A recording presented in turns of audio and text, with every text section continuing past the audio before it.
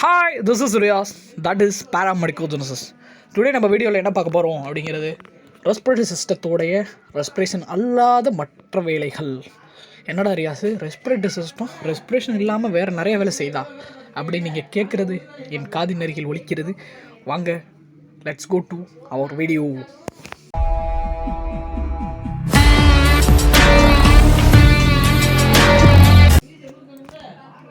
Respiratory சிஸ்டத்தில் என்னென்ன வேலைகள் இருக்குது அப்படிங்கிறத பார்ப்போம். ரெஸ்பிரேஷனை தவிர ஒரு 10 வேலைகள் இருக்குது.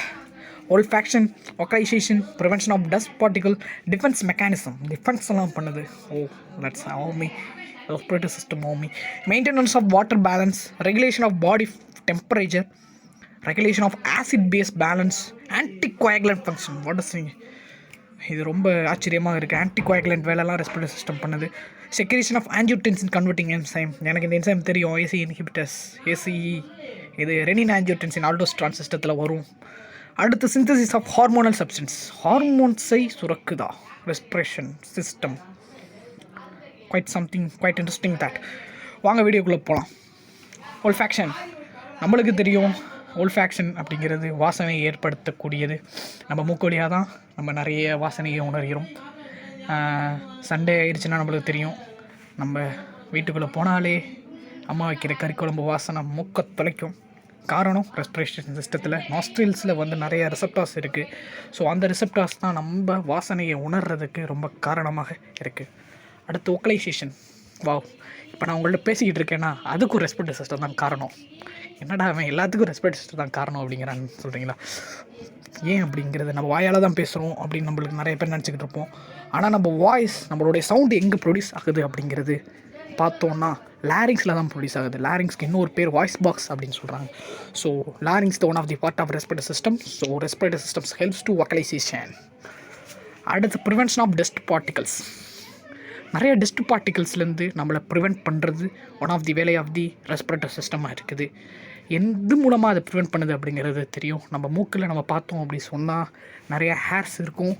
அந்த ஹேர்ஸ் என்னடா தேவையே இல்லாமல் இங்கெல்லாம் ஹேர் முளைக்குது யாரா அப்படின்னு யோசிச்சுக்கிறப்ப தான் நம்மளுக்கு தெரியுது, அந்த ஹேர் வந்து எந்த வேலையும் இல்லாமல் சும்மா இல்லை.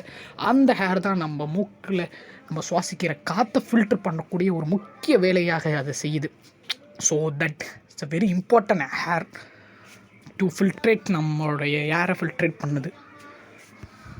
அடுத்ததாக டிஃபென்ஸ் மெக்கானிசம். டிஃபென்ஸில் 6 விதமாக டிஃபென்ஸ் பண்ணுது. நான் நினைக்கிறேன் ரெஸ்பிரேஷனுக்கு அடுத்து இதோட ரொம்ப முக்கியமான வேலைன்னு பார்த்தா டிஃபென்ஸ் மெக்கானிசம் தான் சொல்லலாம். ஸோ அந்த அளவுக்கு ஒரு டிஃபென்ஸ் மெக்கானிசத்தில் வந்து ஒரு பெரிய ப்ராட் டாப்பிக்காக தான் இருந்துச்சு. லங்கோட ஓன் டிஃபென்ஸ் அண்ட் கேத்தலிடின்ஸ் இது ஆன்டி மைக்ரோபியல் பெப்டைட்ஸ் ஒரு என்சைம் மாதிரி இருக்குது. இது வந்து ஆன்டி மைக்ரோபியல் ஆக்ஷன்ஸ் இருக்குது அப்படிங்கிறத சொல்கிறாங்க. அடுத்து லியூக்கோசைட்ஸ். நம்மளுக்கு தெரியும் லியூக்கோசைட்ஸ்னால் டபிள்யூ பிளட் செல்ஸ். அதில் வந்து நியூட்ரோஃபில்ஸ் வந்து பேக்கோசைட்டோசிஸ் ஃபங்க்ஷன் இருக்குது, செல் விழுங்குதல் அப்படின்னு நம்ம படிச்சிருப்போம்.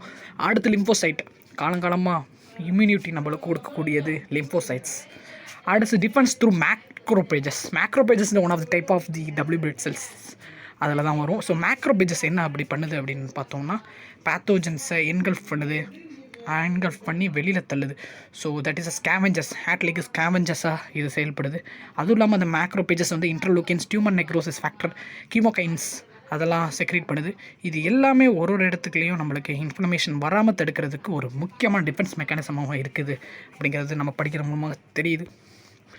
ஸோ மாஸ்ட் செல்ஸ் அப்படின்னு ஒரு செல் இருக்குது. இந்த மாஸ்ட் செல்ஸ் என்னென்ன சுரக்குது அப்படிங்கிறது heparin, histamine, serotonin, hydrolytic enzyme இதெல்லாம் நம்ம சுரக்கிறது. அது இல்லாமல் இது வந்து ஹைப்பர் சென்சிட்டிவ் ரியாக்ஷன், அனஃபைலாக்சிஸ் அதுக்கு காரணமாக இருக்குது. பிகாஸ் ஆஃப் ஹிஸ்டமைன் தான் நம்மளுக்கு தும்மல் வர்றதுக்கு காரணமாக இருக்குது, நம்ம படிச்சிருப்போம். ஸோ வந்து இந்த மாஸ்ட் செல்ஸும் ஒன் ஆஃப் தி டிஃபென்ஸ் மெக்கானிசமாக இருக்குது. அடுத்ததாக நேச்சுரல் கில் செல்ஸ். இந்த நேச்சுரல் கில் செல்ஸ் வந்து ரொம்ப முக்கியமான வேலை. மலிக்னன்ட் செல்ஸ்லாம் வந்து டெவலப் ஆக விடாமல் தடுக்கக்கூடிய முக்கிய வேலை செய்யுது. ஸோ மலிக்னன்சி நம்மளுக்கு ரொம்ப மிகப்பெரிய ப்ராப்ளம் வேர்ல்டு லெவல். ஸோ இந்த என்கே செல்ஸுங்கிறது ரொம்ப முக்கியமான வேலையை செய்யுது. அடுத்ததாக டென்ட்ரிக் செல்ஸ் அப்படிங்கிறது செல்ஸ் வந்து ரெஸ்பிரேட்டரி சிஸ்டத்தில் இருக்குது. இந்த டென்ட்ரிக் செல்ஸும் ஒரு இம்யூனிட்டி ஃபங்க்ஷனை செய்யுது. ஸோ ரெஸ்பிரேஷனுக்கு அடுத்து அதோட மேஜரான வேலை அப்படின்னு பார்த்தா அது வந்து டிஃபென்ஸ் மெக்கானிசமாக தான் இருக்குது. அடுத்ததாக மெயின்டெனன்ஸ் ஆஃப் வாட்டர்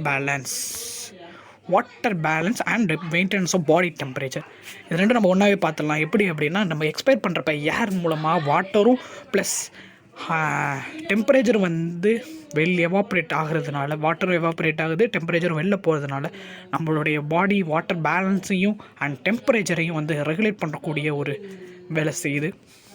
ஆன்டிகோயாகுலன்ட் ஃபங்க்ஷன். என்னடா அது ரெஸ்பிரேஷனுக்கும் ஆன்டிகோயாகுலண்ட்டுக்கு என்னென்ன சம்மந்தம் அப்படின்னு பார்த்தோன்னா, நம்ம டிஃபென்ஸ் மெக்கானிசத்தில் மாஸ்ட் செல்லுங்கிறது ஹெப்பாரினை சுரக்குதுன்னு பார்த்தோம். ஹெப்பாரின் நம்மளுக்கு தெரியும், it's a very good anticoagulant. So intervascular கிளாட்டிங்கை தடுக்கிறதுக்கு இந்த ஆன்டிகோயாகுலன்ட் ஃபங்க்ஷன், இந்த ஆன்டிகோயாகுலண்ட் நம்மளுக்கு ரொம்ப உதவியாக இருக்குது. அடுத்து regulation of acid base balance. Acid base பேலன்ஸையும் ரெகுலேட் பண்ணுது. எப்படி அப்படின்னு பார்த்தோன்னா, இந்த ஃபஸ்ட்டு ஈக்குவேஷன் உங்களுக்கு தெரியும், கார்பன் டை ஆக்சைடு வாட்டரோட வினை புரிஞ்சு கார்பானிக் ஆசிட் வாங்குது. இந்த கார்பானிக் ஆக்சைடு திருப்பி பிரிக்க அடைஞ்சு ஹைட்ரஜன் அயன் அண்ட் பைகார்பனேட்டாக மாறும். ஹைட்ரஜன் அயான் இஸ் ஆசிடிக் காரணமாக இருக்குது. ஸோ அதிகம் மெட்டபாலிக் ரியாக்ஷன் ஆகி அதிக CO2 டிஷ்யூலேருந்து வெளியே வரும்போது அது வாட்டரோட வினைப்பட்டு கார்பானிக் ஆக்சைடு ஆகும். அந்த கார்பானிக் ஆக்சைடு திருப்பி என்னவா மாறும்னா ஹைட்ரஜன் அயான் ப்ளஸ் கார்பானிக் ஆசிடை பைகார்பனேட்டாக மாறும். ஸோ ஹைட்ரஜன் அயானோடைய கான்சன்ட்ரேஷன் வந்து அப்படியே இன்க்ரீஸ் ஆகிட்டே போகும். அதிகமாக CO2 ப்ரொடக்ட்ஸ் ஆகிறப்ப ஹைட்ரஜன் அயன் கான்சன்ட்ரேஷன் அதிகமாக ப்ரொடியூஸ் ஆகிட்டு போனோச்சுன்னா pH வந்து கம்மியாகும். பிகாஸ் ஆஃப் ஹைட்ரஜன் இஸ் ஆசிடில் வந்து pH வந்து கம்மியாக இருக்கும். அப்படி pH கம்மியாக இருக்கிறப்ப நம்மளுடைய ரெஸ்பிரேட்டரி சென்டரில் எங்கே இருக்குது அப்படின்னா நியூமோடாக்சிக் சென்டர் அப்படிங்கிறது மெடுலாவில் இருக்கும். அந்த மெடுலாவை ஸ்டிமுலேட் பண்ணி ஹைப்பர் வென்டிலேட் பண்ணும். ஹைப்பர் வென்டிலேட் பண்ணுறது மூலமாக நம்மளுடைய எக்ஸஸாக ப்ரொடியூஸ் ஆன அந்த கார்பன் டை ஆக்சைடை ஹைப்பர் வென்டிலேட் பண்ணி வாஷ் அவுட் பண்ணும் CO2. ஸோ இந்த ஒரு முக்கியமான வேலை பண்ணுறதுனால இது வந்து ஆசிட் பேஸ் பேலன்ஸை வந்து ஈக்குவலாக நம்மளுக்கு ரெகுலேட் பண்ணிக்கிட்டே போகுது. ஸோ வெரி இன்ட்ரெஸ்டிங்காக இருக்குது.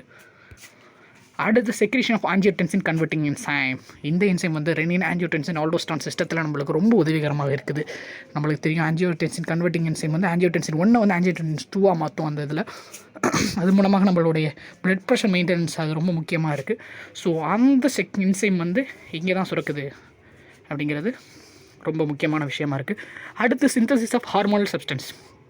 ஹார்மோனல் சப்ஸ்டன்ஸ் நான் ஹார்மோன் தான் சுரக்குதுன்னு நினச்சிக்கிறேன். Hormonal substance prostaglandin, acetylcholine, serotonin அதெல்லாம் சுரக்குது. இது வந்து நம்மளுடைய பாடி ரெகுலேஷனுக்கு பிளட் ப்ரெஷர் மெயின்டைன் பண்ணுறதுக்கு ரொம்ப முக்கியமாக இருக்குது. ஸோ இன்றைக்கி ஒரு நல்ல வீடியோ போட்டிருக்கேன் நான் நம்புகிறேன். ரொம்ப இன்ட்ரெஸ்டிங்காக இருந்துச்சு எனக்கு. ஸோ இது மாதிரி இன்ட்ரெஸ்டிங்கான வீடியோ வர சீக்கிரம் வரும் அப்படின்னு கடவுளை வேண்டிக்கிறேன். ஸோ இது வரைக்கும் உங்களது விடைபெறுபவர் சைனிங் ஆஃப் ஜேரியாஸ் கான். இது பேராமெடிக்கோ ஜெனசிஸ்.